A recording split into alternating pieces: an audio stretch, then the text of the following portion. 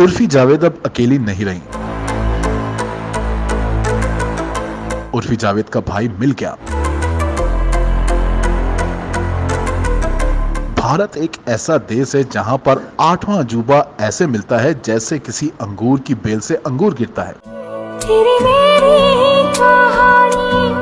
बादाम बादाम में दादा का चाह बादाम আমার কাছে নেই কবুবু ভাজা বাদাম। अगर आप इंडिया से हैं तो बराए मेहरबानी आप नाराज मत होना, क्योंकि हम बताने जा रहे हैं, यकीनन आपकी भी हंसी छूट जाएगी। उर्फी जावेद, अरे आप कहाँ खो गए?